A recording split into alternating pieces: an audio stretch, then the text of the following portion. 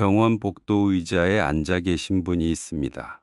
검사 결과를 기다리는 동안 복도 끝 창문을 보면서 문득 이런 생각이 드셨을 겁니다. 나는 남한테 해끼친 적이 없다. 남의 것 탐낸 적도 없고, 부모 모시고, 자식 키우고, 손해보면 받지 나 물린 적이 없다. 그런데 병은 나한테 오고, 돈은 나한테서 나가고, 자식은 내 속을 태우고, 믿었던 사람은 나를 등집니다. 은행 창구에서 자식에게 또 돈을 붙여주고 돌아서면서 이 돈이 마지막이겠거니 하면서도 마지막이 아닐 것을 아시는 분도 계실 겁니다.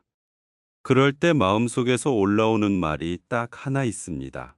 착하게 살면 복 받는다더니 나는 착하게 살았는데 왜 이렇게 힘들까요? 세상 사람들은 착하게 살면 복 받는다고 합니다. 그 말이 틀린 것은 아닙니다.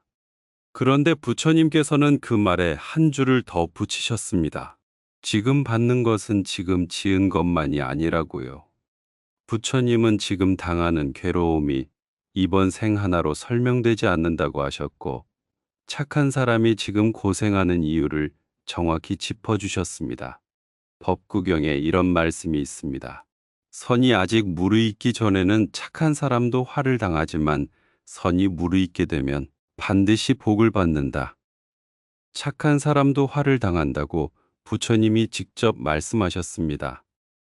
착하게 살면 곧바로 복이 온다는 말은 경전에 없습니다. 무르익기 전이라고 하셨습니다. 그러니 지금 힘든 것은 착하게 산 것이 헛되어서가 아닙니다. 아직 익지 않았을 뿐입니다. 오늘 이야기를 끝까지 들으시면 전생의 죄업이 깊은 사람에게 나타나는 5가지 표시가 무엇인지, 그리고 그 업이 벌이 아니라 지금 녹고 있다는 표시일 수 있다는 것을 아시게 될 겁니다. 지금 여러분을 가장 힘들게 하는 것 한 가지를 댓글에 한 단어로만 남겨주십시오. 병이면 병, 돈이면 돈, 자식이면 자식. 그 한 단어에서 오늘 법문이 시작됩니다. 먼저 바로잡을 것이 하나 있습니다. 착한 사람이 고생하면 세상 사람들은 2가지 중 하나로 말합니다. 하늘도 무심하다. 아니면 착한 게 죄다. 둘 다 경전에 없는 말입니다.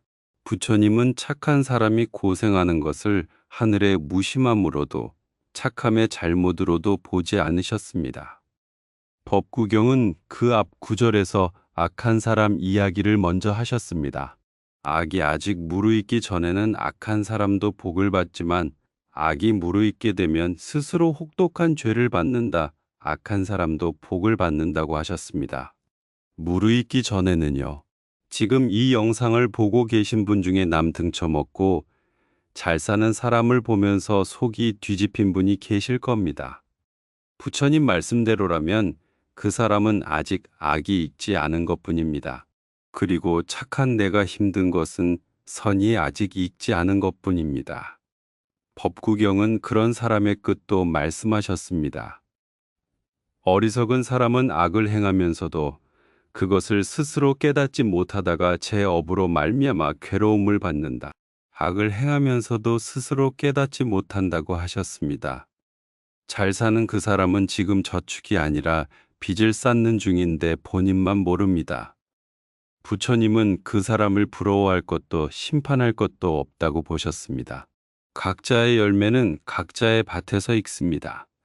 내 눈은 내 밭만 보면 됩니다. 그러면 왜 읽는데 시간이 걸리는지 부처님은 그것도 말씀하셨습니다. 씨앗을 뿌린 땅이 이번 생 하나가 아니기 때문입니다. 전생에 뿌린 것과 이번 생에 뿌린 것이 같은 밭에 섞여 있습니다. 그래서 어떤 것은 이번 생에 있고 어떤 것은 다음 생에 익습니다. 이것을 삼세인과라고 합니다. 안구따라니까야에 소금덩이 비유가 있습니다. 소금덩이를 작은 물그릇에 넣으면 짜서 마실 수 없지만 큰 강에 넣으면 강물은 짜지지 않는다. 같은 소금덩이라도 어디에 넣느냐에 따라 다르다고 하셨습니다. 소금은 업입니다. 그릇은 사람입니다. 같은 업이라도 그릇이 작으면 그 사람은 짠맛을 온몸으로 받고 그릇이 크면 같은 업이 들어와도 견딜 만하게 지나갑니다. 그런데 부처님은 여기서 한 가지를 더 말씀하셨습니다. 어떤 사람은 사소한 악업으로도 지옥에 가고 어떤 사람은 같은 악업을 지금 여기서 가볍게 받고 끝낸다 같은 업을 지옥에서 받는 사람이 있고 지금 여기서 가볍게 받고 끝내는 사람이 있다고 하셨습니다. 여기가 오늘 법문의 핵심입니다. 착하게 살아온 사람은 그릇이 큰 강이 된 사람입니다. 그 강에 전생의 소금이 들어오면 짜기는 짭니다. 그러나 마실 수 없을 정도는 아닙니다. 그러니 지금 힘든 것은 전생의 업이 지옥이 아니라 지금 여기서 견딜 만하게 녹고 있는 중이라는 뜻일 수 있습니다. 부처님은 그 업이 깊은 사람에게 나타나는 표시를 여러 경전에서 말씀하셨습니다. 오늘은 그것을 5가지로 묶어 말씀드리겠습니다. 첫째는 몸과 재물에서 나타나는 표시, 노력에 비해 결과가 유독 작은 것입니다. 둘째는 관계에서 나타나는 표시, 가까운 사람에게서 상처가 오는 것입니다. 셋째는 같은 종류의 고통이 반복되는 것입니다. 넷째는 밤과 꿈에서 나타나는 표시입니다. 다섯째는 마음이 늘 불안하고 쫓기며 잘 되려는 순간에 무너지는 것입니다. 하나씩 풀어보겠습니다. 첫 번째 표시, 노력에 비해 결과가 유독 작은 것입니다. 세상 사람들은 말합니다. 나는 남보다 10배는 일했다. 그런데 남는 게 없다. 몸은 몸대로 상하고 돈은 돈대로 새 나간다. 같이 시작한 사람은 집을 샀는데 나는 아직도 남의 집에 산다. 이런 분들이 계실 겁니다. 이것이 첫 번째 표시입니다. 들어오는 것보다 나가는 것이 크고 뿌린 것보다 거두는 것이 작은 것. 부처님은 그 이유를 법구경에서 이렇게 말씀하셨습니다.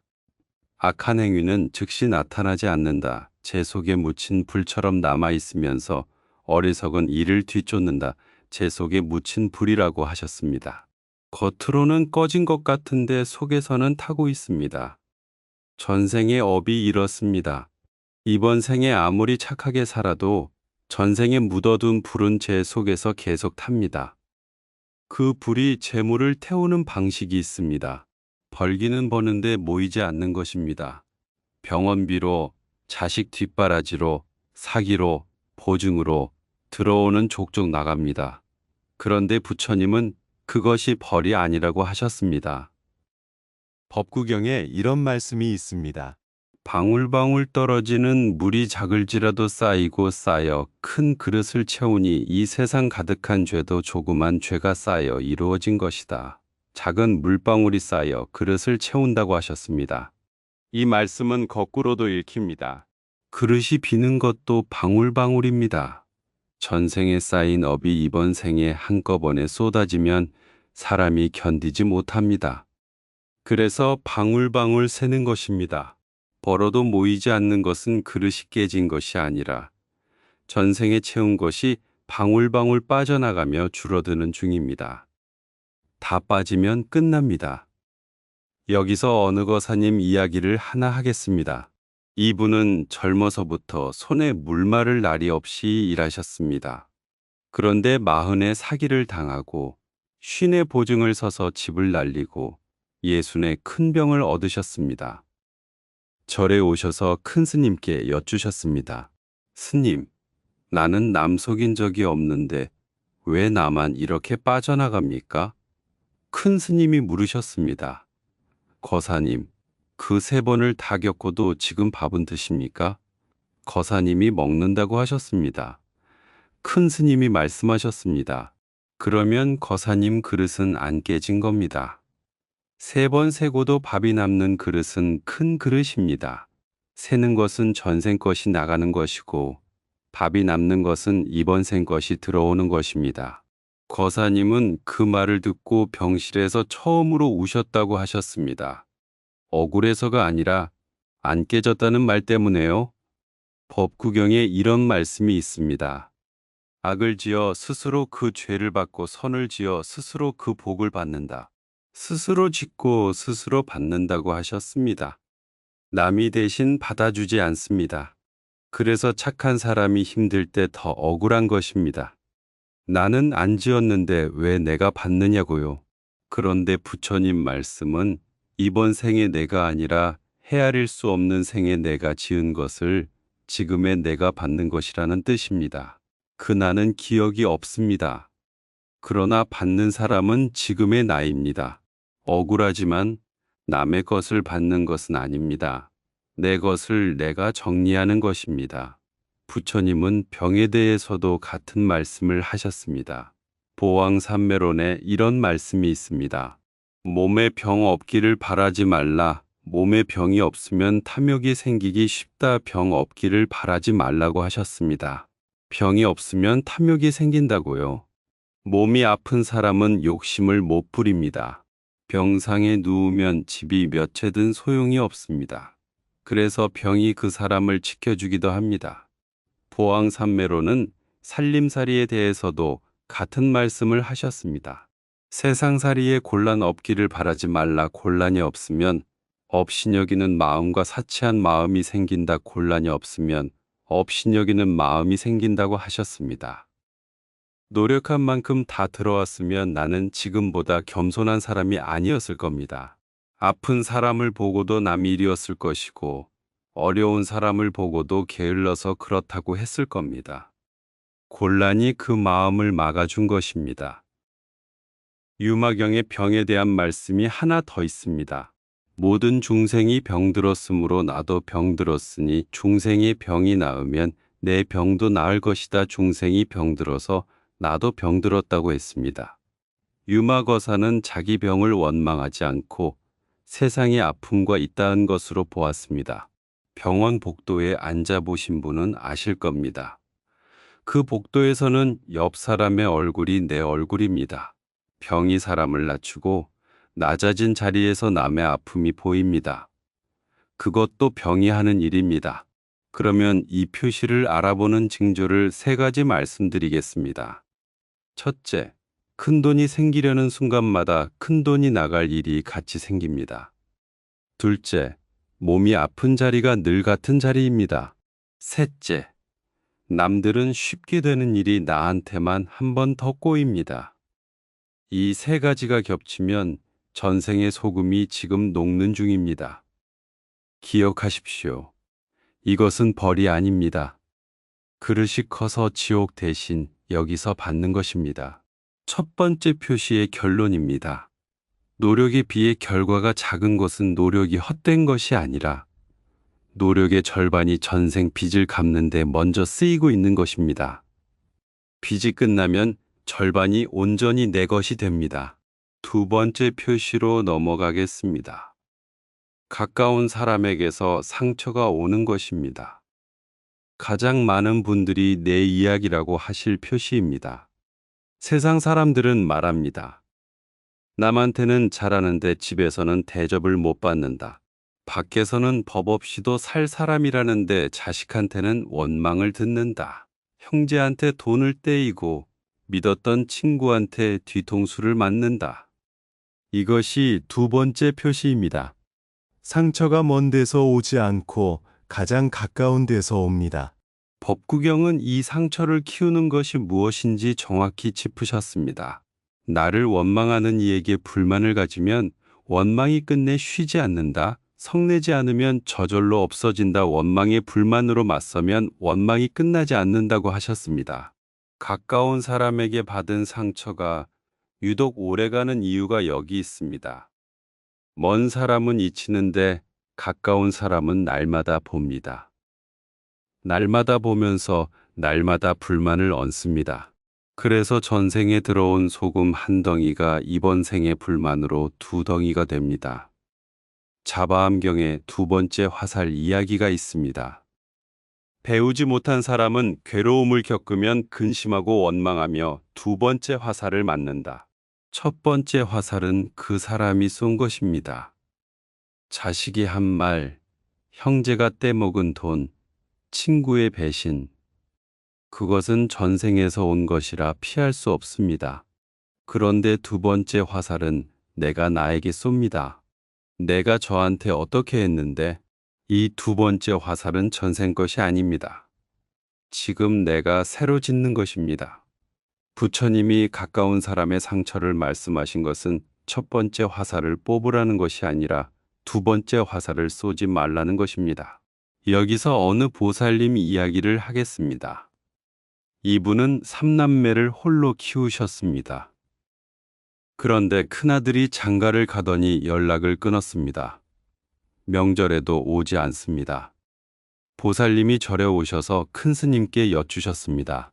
스님, 내가 저를 어떻게 키웠는데 저러는 겁니까? 내가 전생에 무슨 죄를 지었습니까? 큰 스님이 말씀하셨습니다. 보살님, 전생일은 저도 모릅니다. 그런데 하나는 압니다. 보살님이 지금 저 아들을 원망하는 그 마음은 전생 것이 아니라 이번 생 것입니다. 전생 것은 못 바꾸지만 이번 생 것은 바꿀 수 있습니다. 보살님이 물으셨습니다. 어떻게 바꿉니까? 큰 스님이 답하셨습니다. 아들이 안 오면 아들 이름으로 쌀을 올리십시오. 보살님은 그날부터 초하루마다 큰아들 이름으로 쌀 한 대를 올리셨습니다. 3년째 되던 해 설에 큰아들이 왔답니다. 왜 왔느냐고 하니 모르겠는데 그냥 왔다고 했답니다. 보살님이 말씀하셨습니다. 스님, 쌀이 아들을 데려왔습니까? 큰 스님이 답하셨습니다. 쌀이 아니라 원망을 그친 3년이 데려온 겁니다. 법구경에 이런 말씀이 있습니다. 부모 자식 간에도 구제하지 못하거늘 다른 친척에게 무엇을 바라는가 목숨이 다할 때 친한 이를 믿는 것은 장님이 등불을 지키는 것 같다. 부모 자식 간에도 구제하지 못한다고 하셨습니다. 냉정한 말씀 같지만 위로입니다. 부처님은 가까운 사람이 나를 구해줄 것이라는 기대를 처음부터 걷어내셨습니다. 그 기대가 없으면 상처도 없습니다. 자식이 나를 책임져 줄 거라는 기대, 형제가 나를 알아줄 거라는 기대, 그 기대가 소금을 2배로 만듭니다. 부처님은 그 기대를 내려놓은 사람에게 무엇이 남는지도 말씀하셨습니다. 수타니파타에 이런 말씀이 있습니다. 태어남으로 천한 사람이나 귀한 사람이 되는 것이 아니라 행위로 천한 사람도 되고 귀한 사람도 된다.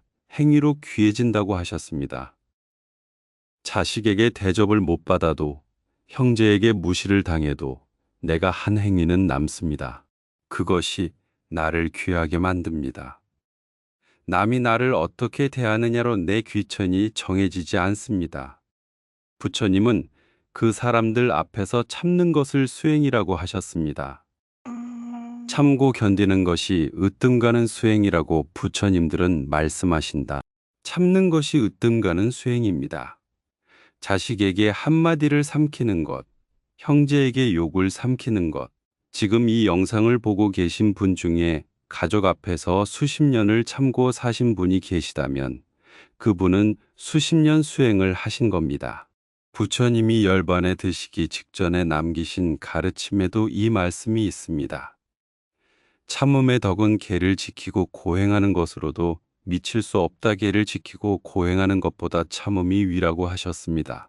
산속에서 고행한 스님보다 집에서 참아낸 보살님이 가볍지 않다는 뜻입니다.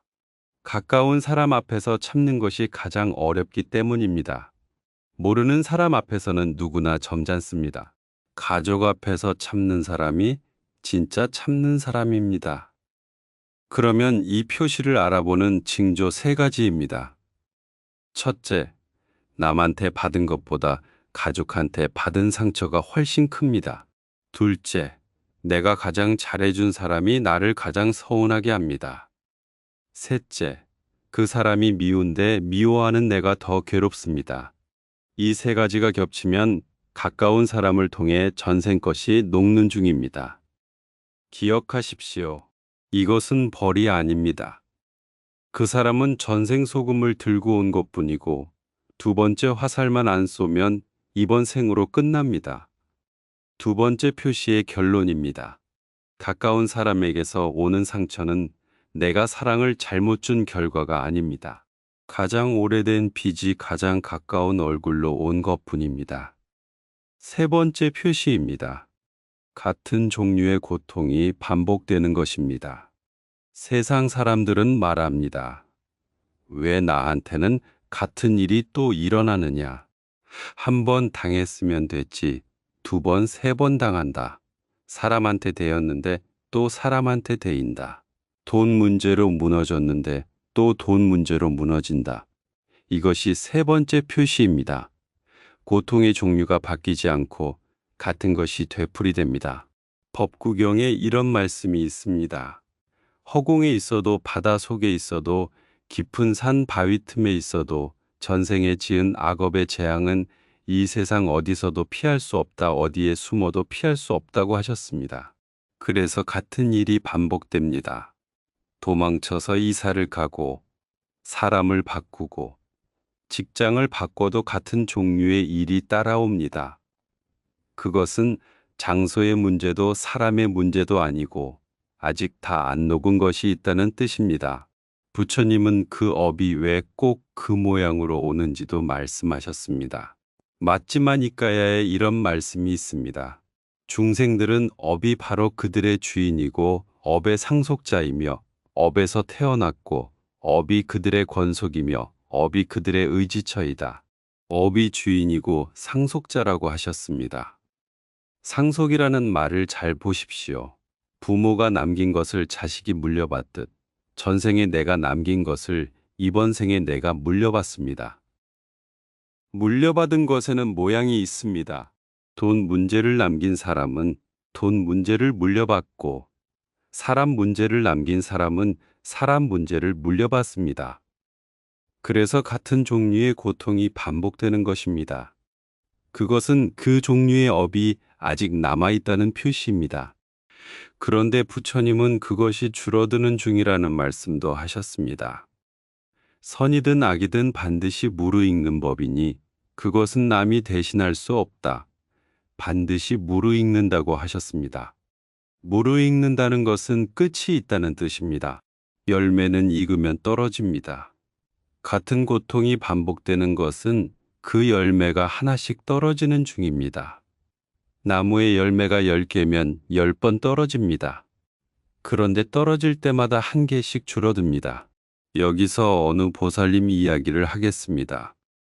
이분은 사람에게 3번 크게 당하셨습니다. 첫 번째는 개주에게, 두 번째는 동업자에게, 세 번째는 사위에게요. 절에 오셔서 큰 스님께 여쭈셨습니다. 스님, 왜 나한테만 자꾸 사람이 옵니까? 내가 사람 보는 눈이 없는 겁니까? 큰 스님이 말씀하셨습니다. 보살님, 눈이 없는 게 아니라 아직 올 사람이 남았던 겁니다. 보살님이 물으셨습니다. 그럼 또 옵니까? 큰 스님이 답하셨습니다. 그건 모릅니다. 그런데 3번 당하고도 사람을 미워하지 않으셨지요. 보살님이 그렇다고 하셨습니다. 그 사람들이 다 딱해서 미워할 수가 없었다고요. 큰 스님이 말씀하셨습니다. 그러면 4번째는 안 옵니다. 미워하지 않은 사람에게는 소금이 더 안 들어옵니다. 남은 것만 녹으면 끝입니다. 보살님은 그 뒤로 10년을 사셨는데 사람에게 당한 일이 없었다고 하셨습니다. 지장경의 업의 힘에 대한 말씀이 있습니다. 업의 힘은 매우 커서 수미산에 맘먹고 큰 바다보다 깊어 능히 거룩한 길을 가로막는다. 업의 힘이 수미산 같고 큰 바다 같다고 하셨습니다. 그래서 한 번에 안 녹습니다. 산은 한 삽에 안 없어지고 바다는 한 바가지에 안 마릅니다. 같은 고통이 반복되는 것은 산이 한 삽씩 깎이고 바다가 한 바가지씩 줄어드는 것입니다. 그런데 반복될 때마다 사람들이 빠지는 함정이 있습니다. 남 탓입니다. 법구경에 이런 말씀이 있습니다. 남의 잘못과 남이 한 일 안 한 일을 보지 말고 자기가 한 일과 안 한 일만 보라. 자기가 한 일만 보라고 하셨습니다. 같은 고통이 반복될 때 그 사람을 보면 3번째 화살이 됩니다.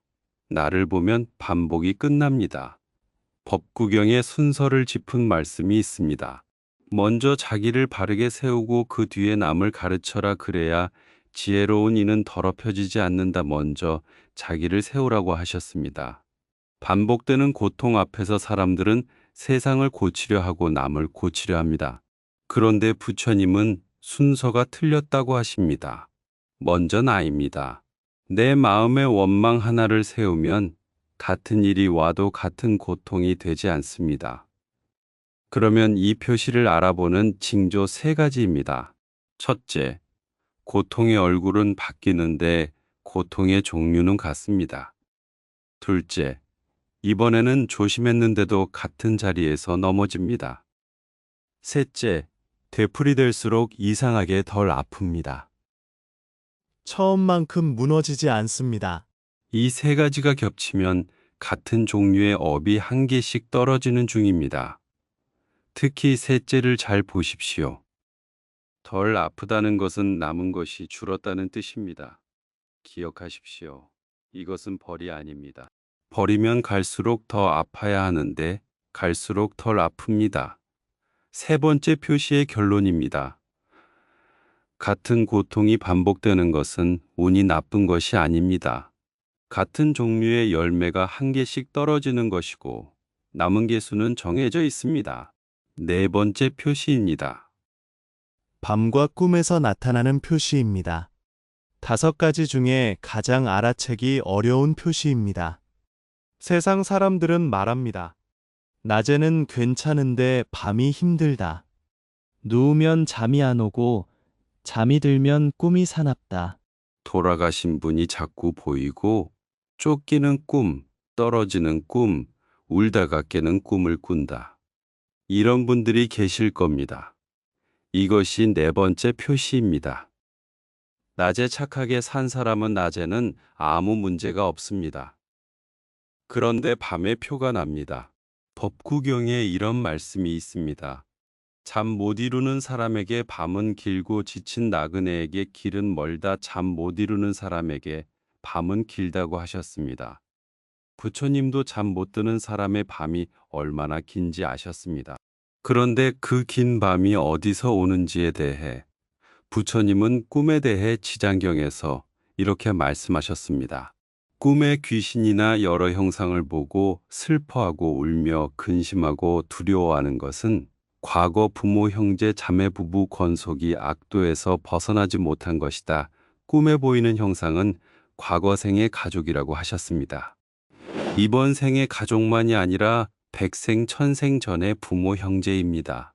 그분들이 악도에서 나오지 못하고 있는데 그분들을 건질 힘이 있는 사람이 꿈에 찾아오는 것입니다. 지장경은 그 다음도 말씀하셨습니다. 그들은 복을 지어줄 이가 없어 살아있는 권속에게 알려 방편을 지어 악도에서 벗어나게 해주기를 바란다. 복을 지어줄 이가 없어서 살아있는 사람에게 알린다고 하셨습니다. 여기서 두 가지를 보셔야 합니다. 첫째, 꿈이 사나운 것은 내가 벌을 받는 것이 아니라 도움을 청하는 이가 있는 것입니다. 둘째, 아무한테나 청하지 않습니다. 복을 지어줄 수 있는 사람에게 청합니다. 착하게 산 사람의 꿈이 사나운 이유가 이것입니다. 그 사람은 복을 지을 줄 아는 사람이기 때문입니다. 지장경에는 딸이 어머니를 위해 공덕을 지은 이야기가 있습니다. 딸이 지은 공덕으로 그 어머니는 지옥을 벗어나 사흘 만에 하늘에 태어났다. 딸이 지은 공덕으로 어머니가 사흘 만에 하늘에 태어났다고 하셨습니다. 산 사람이 지은 공덕이 건너간다는 뜻입니다. 꿈에 찾아온 이가 누구든 그 일을 위해 반야심경 한 번, 쌀 한 대를 그 이름으로 올리면 그것이 건너갑니다. 여기서 어느 노보살님 이야기를 하겠습니다. 이분은 몇 해째 꿈에 물에 빠진 아이가 보였답니다. 얼굴은 모르는 아이인데 자기를 보고 옵니다. 무서워서 절에 오셔서 큰 스님께 여쭈셨습니다. 스님, 내가 무슨 죄를 지어서 이런 꿈을 꿉니까? 큰 스님이 말씀하셨습니다. 보살님, 그 아이가 보살님한테 죄를 물으러 온 것 같습니까? 살려달라고 온 것 같습니까? 보살님이 살려달라는 것 같다고 하셨습니다. 큰 스님이 말씀하셨습니다. 그러면 죄가 아니라 부탁입니다. 부탁은 들어주면 됩니다. 보살님은 그날부터 아침마다 이름 모르는 그 아이를 위해 반야심경을 한 번씩 읽으셨습니다. 100일쯤 지나서 꿈에 그 아이가 마지막으로 나왔는데 울지 않고 손을 흔들더랍니다. 그 뒤로는 안 보였다고 하셨습니다. 보살님이 말씀하셨습니다. 스님, 그 아이가 누군지 끝내 모르겠습니다. 큰 스님이 답하셨습니다. 몰라도 됩니다. 건너갔으면 된 겁니다. 부처님은 잠이 편해지는 방법도 직접 말씀하셨습니다. 안굿다라니까야의 자해를 닦는 사람이 얻는 11가지 이익이 있습니다. 자해를 닦으면 편안하게 잠들고 편안하게 깨어나며 악몽을 꾸지 않는다. 편안하게 잠들고 악몽을 꾸지 않는다고 하셨습니다. 자해를 닦으면요. 자해는 어려운 것이 아닙니다. 누워서 잠이 안 올 때 미운 사람부터 떠올리지 말고 이렇게 하는 것입니다. 나도 편안하기를, 내 자식도 편안하기를, 나를 힘들게 한 그 사람도 편안하기를. 이것이 자해입니다. 같은 경에 이런 말씀이 이어집니다. 사람들이 그를 좋아하고 사람 아닌 존재들도 그를 좋아하며 신들이 그를 보호한다. 사람 아닌 존재들도 좋아하고 신들이 보호한다고 하셨습니다. 꿈에 오는 이들이 사람 아닌 존재입니다. 자해를 닦는 사람에게는 그들이 무서운 얼굴로 오지 않습니다. 그러면 이 표시를 알아보는 징조 3가지입니다. 첫째, 낮에는 멀쩡한데 눕기만 하면 마음이 무겁습니다. 둘째, 꿈에 돌아가신 분이나 모르는 사람이 자꾸 나옵니다. 셋째, 꿈에서 깨면 슬프거나 무서운데 이유를 모릅니다. 이 3가지가 겹치면 과거 생의 권속이 복 지어줄 사람을 찾아온 것입니다. 기억하십시오. 이것은 벌이 아닙니다. 벌이면 아무나 받는데 이것은 복 지을 수 있는 사람만 받는 부탁입니다. 4번째 표시의 결론입니다. 밤이 힘든 것은 내가 죄인이라서가 아닙니다. 건너가지 못한 이들이 건너가게 해줄 사람을 알아본 것입니다. 5번째 표시입니다. 마음이 늘 불안하고 쫓기며 잘 되려는 순간에 무너지는 것입니다. 5가지 중에 가장 깊은 곳에 있는 표시입니다. 세상 사람들은 말합니다. 아무 일도 없는데 불안하다. 좋은 일이 생기면 기쁘기 전에 겁부터 난다. 이러다 또 무슨 일 나지 싶다. 그리고 정말로 잘 되려는 순간마다 무슨 일이 납니다. 계약 직전에 틀어지고, 자식이 취직하자마자 아프고, 돈이 좀 모이니 사고가 납니다. 이것이 5번째 표시입니다. 몸도 재물도 관계도 아닌 마음 자체에 찍힌 표시입니다. 법구경 첫 장에 이런 말씀이 있습니다. 마음은 모든 법의 근본이 된다. 마음속으로 악을 생각해 그대로 말하고 행하면 죄의 고통이 따르는 것이 수레가 바퀴 자국을 따르는 것 같다. 마음이 모든 것의 근본이라고 하셨습니다. 몸의 병도, 재물의 손실도, 관계의 상처도 마음에서 먼저 시작됩니다. 그래서 전생의 업이 가장 깊이 남는 자리가 마음입니다. 이번 생에 아무 잘못을 안 했는데도 늘 불안한 것은 마음이 전생의 바퀴 자국을 기억하고 있기 때문입니다. 그런데 부처님은 바로 이어서 반대편을 말씀하셨습니다. 마음속으로 선을 생각해 그대로 말하고 행하면 복의 즐거움이 저절로 따름이 그림자가 형체를 따르는 것 같다. 선을 생각하면 복이 그림자처럼 따른다고 하셨습니다. 그림자는 떨어지지 않습니다. 착하게 산 세월 동안 지은 선은 그림자처럼 지금도 따라오고 있습니다. 불안한 마음은 바퀴 자국이고 착하게 산 세월은 그림자입니다. 둘 다 있습니다. 바퀴 자국은 지나간 것이고 그림자는 지금 것입니다. 화엄경은 이것을 한 줄로 말씀하셨습니다. 3세의 모든 부처님을 알고자 하거든 법계의 성품을 보라. 모든 것은 오직 마음이 지은 것이다. 모든 것은 마음이 지은 것이라고 하셨습니다. 잘 되려는 순간에 무너지는 것도 여기서 풀립니다. 잘 되려는 순간에 마음이 먼저 겁을 냅니다. 이러다 또 무슨 일 나지? 그 마음이 전생의 바퀴 자국을 다시 밟습니다. 그래서 무너집니다. 무너뜨린 것은 하늘이 아니라 겁먹은 마음입니다. 여기서 어느 거사님 이야기를 하겠습니다. 이분은 평생 3번 사업을 하셨는데 3번 다 잘 되려는 순간에 접으셨습니다. 겁이 나서요. 이러다 망하면 식구들은 어쩌나 싶어서 잘 될 때 접으셨답니다. 절에 오셔서 큰 스님께 여쭈셨습니다. 스님, 나는 왜 잘 되면 겁부터 납니까? 큰 스님이 말씀하셨습니다. 거사님, 잘 될 때 겁나는 사람은 전생에 잘 되다가 크게 무너진 적이 있는 사람입니다. 마음이 그걸 기억하는 겁니다. 거사님이 물으셨습니다. 그럼 어떻게 합니까? 큰 스님이 답하셨습니다. 겁이 날 때 겁을 없애려 하지 말고 겁이 나는 채로 하루만 더 하십시오. 그 하루가 바퀴 자국을 한번 벗어나는 겁니다. 거사님은 예순의 작은 가게를 하나 내셨는데 겁이 날 때마다 하루만 더 하자고 하면서 10년을 하셨답니다. 거사님이 말씀하셨습니다. 스님, 10년을 했는데 아직도 겁이 납니다. 큰 스님이 답하셨습니다. 그런데 10년을 하셨지요. 그게 녹은 겁니다. 법구경에 이런 말씀이 있습니다. 그 죄가 아직 무르익기 전에는 어리석은 사람은 편안하다가 죄가 무르익은 뒤에야 비로소 큰 괴로움을 받는다. 어리석은 사람은 잊기 전에 편안하다고 하셨습니다. 거꾸로 말하면 읽는 중인 사람은 편안하지 않습니다. 늘 불안한 것은 어리석어서가 아니라 지금 읽는 중이기 때문입니다.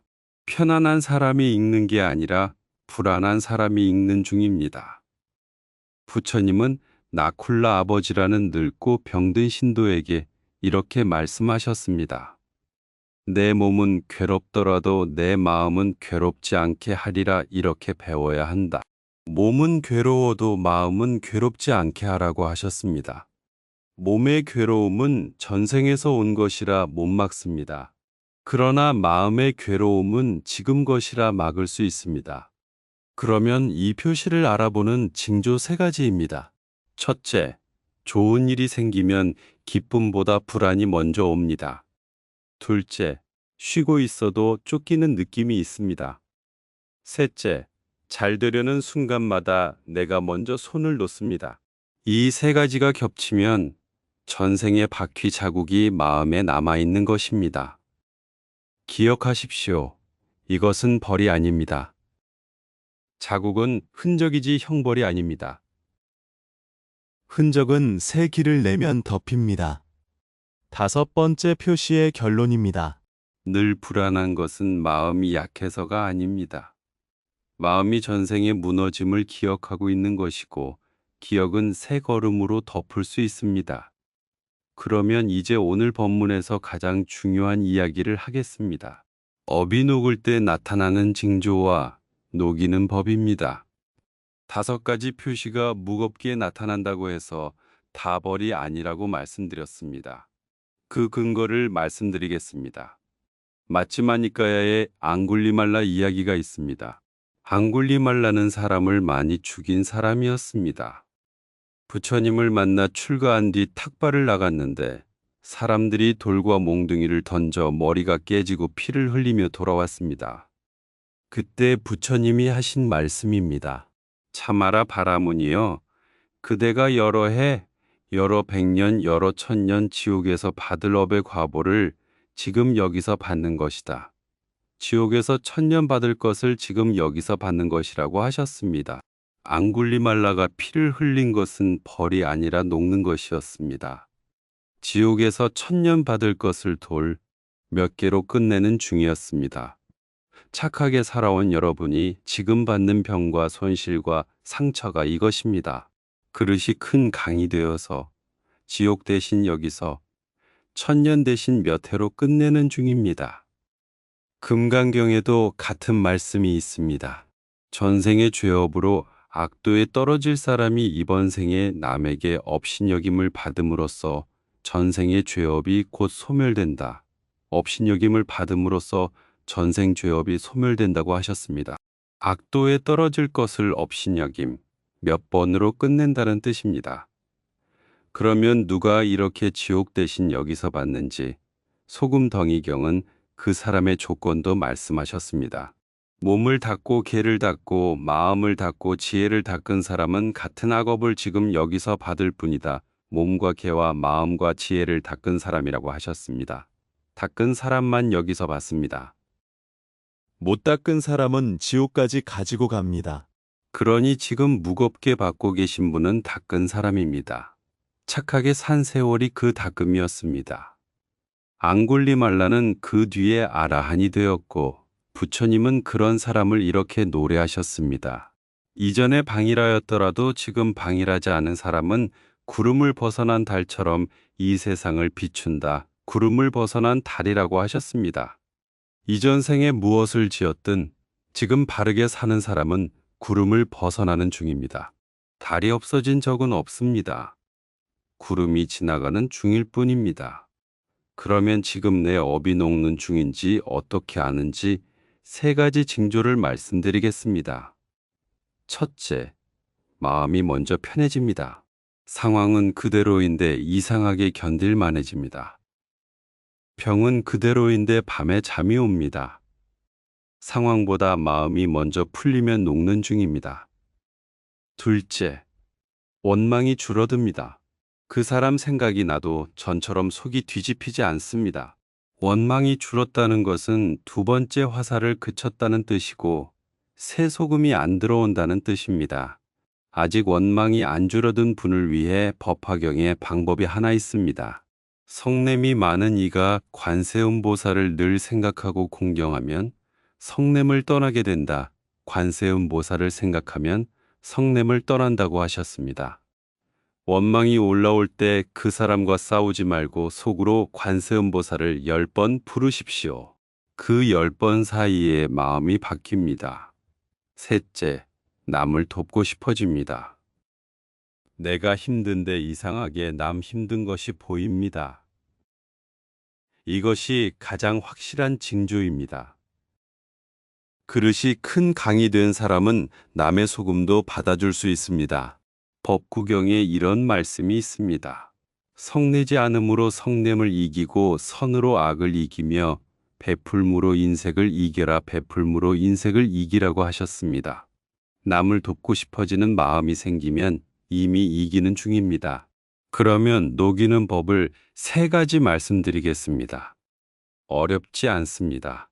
첫째는 참회입니다. 이번 생에 지은 것이 없다고 하실 겁니다. 그런데 참회는 이번 생 것만 하는 것이 아닙니다. 기억 못하는 생의 것까지 하는 것입니다. 42장경에 이런 말씀이 있습니다. 사람이 허물이 있더라도 스스로 그릇됨을 깨닫고 악을 고쳐 선을 행하면 죄업은 저절로 소멸한다. 죄업이 저절로 소멸한다고 하셨습니다. 같은 장에서 부처님은 그것이 어떤 모습인지 비유하셨습니다. 마치 병든 사람이 땀을 내기 시작하면 점차 병이 나아가는 것과 같다. 땀을 내면 병이 낫는다고 하셨습니다. 지금 여러분이 겪는 병과 손실과 상처가 땀입니다. 땀이 나는 것은 병이 깊어지는 게 아니라 나가는 것입니다. 참회는 그 땀을 빨리 내는 것입니다. 육조 해능 스님은 참회를 이렇게 풀어주셨습니다. 참이란 지난 허물을 뉘우치는 것이요 해란 앞으로 허물을 짓지 않는 것이다. 지난 것을 뉘우치고 앞으로 안 짓는 것, 그것이 참회입니다. 화엄경에 참회하는 말씀이 있습니다. 지난 세월 지은 모든 악업은 탐욕과 성냄과 어리석음에서 몸과 말과 뜻으로 지은 것이니 이제 모두 참회합니다. 지난 세월이라고 했지 이번 생이라고 하지 않았습니다.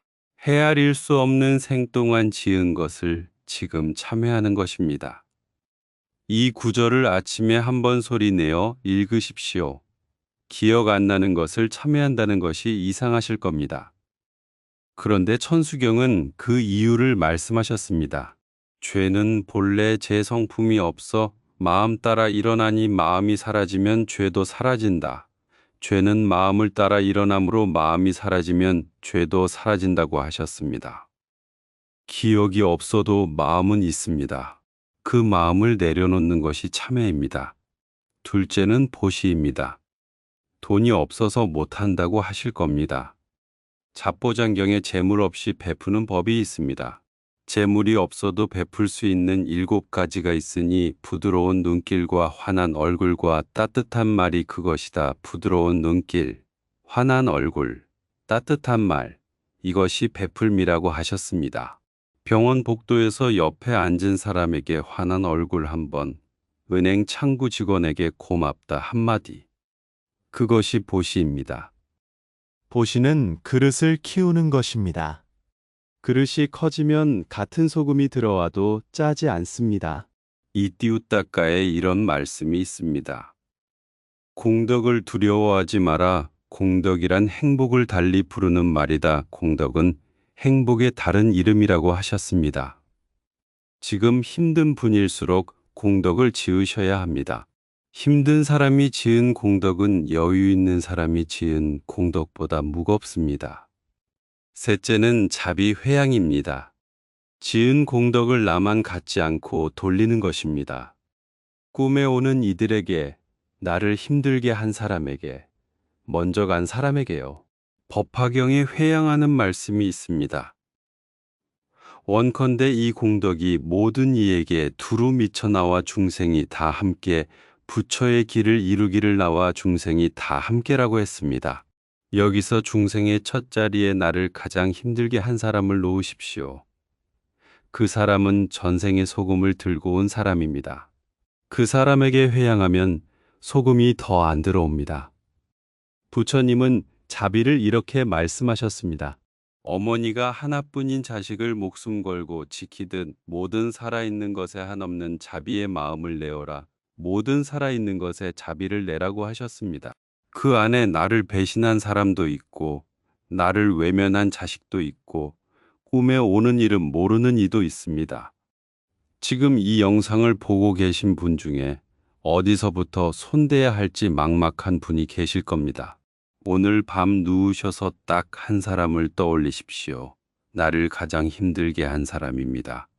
그리고 속으로 한 번만 하십시오. 당신도 편안하기를. 그것부터 하십시오. 안 되면 내일 또 하십시오. 이제 정리하겠습니다. 착하게 살았는데 왜 이렇게 힘들까? 부처님의 가르침으로 보면 착하게 산 것이 잘못이 아닙니다. 선이 아직 무르익지 않은 것이고 전생의 소금이 큰 강에 들어와 지옥 대신 여기서 녹고 있는 것입니다. 노력에 비해 결과가 작은 것, 가까운 사람에게서 상처가 오는 것, 같은 고통이 반복되는 것, 밤과 꿈이 사나운 것, 마음이 늘 불안한 것. 이 5가지는 전생 죄업이 깊다는 표시이면서 동시에 그 업이 지금 녹고 있다는 표시입니다. 무거운 것은 벌이 아니라 나가는 중이라서 무거운 것입니다. 지금 병원 복도에 계신 분께 말씀드립니다. 그 병은 앙굴리말라가 맞은 돌입니다. 1000년 받을 것을 지금 몇 해로 끝내는 중입니다. 자식에게 또 돈을 붙이고 돌아서시는 분께 말씀드립니다. 그 돈은 방울방울 빠져나가는 전생의 소금입니다. 다 나가면 끝납니다. 그리고 착하게 살아온 세월이 헛되었다고 느끼시는 분께 말씀드립니다. 법구경에 이런 말씀이 있습니다. 오래 떠났던 이가 돌아오면 친척이 반기듯 선행을 지은 이가 저 세상으로 갈 때 공덕이 그를 반긴다. 선행을 지은 이는 공덕이 반긴다고 하셨습니다. 착하게 산 세월은 사라지지 않았습니다. 그림자처럼 따라오고 있고 저 세상 문 앞에서 기다리고 있습니다. 지금 안 보이는 것은 없어서가 아니라 아직 익지 않아서입니다. 법구경은 선을 지은 사람의 2곳을 말씀하셨습니다. 선을 지은 사람은 이 세상에서도 기뻐하고 저 세상에서도 기뻐하며 두 곳에서 다 기뻐한다. 이 세상에서도 저 세상에서도 기뻐한다고 하셨습니다. 지금은 힘들어서 기쁨이 안 보이실 겁니다. 그런데 부처님이 말씀하신 기쁨은 형편의 기쁨이 아니라 지은 것을 돌아볼 때의 기쁨입니다. 부끄러운 것이 없는 사람의 밤은 힘들어도 무겁지는 않습니다. 부처님은 착하게 사는 삶 자체를 이렇게 부르셨습니다. 어머니와 아버지를 섬기고 아내와 자식을 돌보며 바른 일로 살아가는 것, 이것이 으뜸가는 축복이다. 부모를 섬기고 처자식을 돌보며 바르게 사는 것이 으뜸가는 축복이라고 하셨습니다. 여러분이 평생 하신 그 일입니다. 특별한 것을 못했다고 생각하신 그 세월이 부처님 눈에는 으뜸가는 축복을 짓는 세월이었습니다. 열반경에 이런 말씀이 있습니다. 모든 중생은 빠짐없이 다 불성을 지니고 있다. 모든 중생에게 불성이 있다고 하셨습니다. 전생 죄업이 아무리 깊어도 그 밑에 불성이 있습니다. 소금이 아무리 많이 들어와도 강은 강입니다. 여러분은 소금이 아니라 강입니다. 부처님은 모든 것이 지나간다는 것도 말씀하셨습니다. 모든 형성된 것은 무상하다. 지혜로 이것을 보면 괴로움에서 벗어난다. 모든 것은 무상하다고 하셨습니다. 병도, 손실도, 상처도, 불안도 형성된 것입니다. 형성된 것은 반드시 흩어집니다. 전생의 업도 형성된 것이라 반드시 다 녹습니다. 영원한 업은 없습니다. 마지막으로 모든 부처님이 공통으로 하신 말씀을 드리겠습니다. 모든 악을 짓지 말고 온갖 선을 행하며 스스로 마음을 맑게 하라. 이것이 모든 부처님의 가르침이다. 악을 짓지 말고 선을 행하고 마음을 맑게 하라. 착하게 살아오신 여러분은 앞에 둘을 이미 하고 계셨습니다. 이제 셋째만 남았습니다. 원망을 내려놓고 마음을 맑게 하는 것. 그것이 녹이는 마지막 한 가지입니다. 지금 여러분을 가장 힘들게 하는 것을 댓글에 한 단어로 남기셨다면 그 한 단어가 오늘 낸 첫 담입니다. 이 법문이 도움이 되셨다면 구독 버튼을 눌러주시고 지금 병원에 계신 분, 자식 걱정에 잠 못 드는 분께도 이 영상을 보여드리십시오. 다음에도 부처님 말씀으로 뵙겠습니다. 성불하십시오.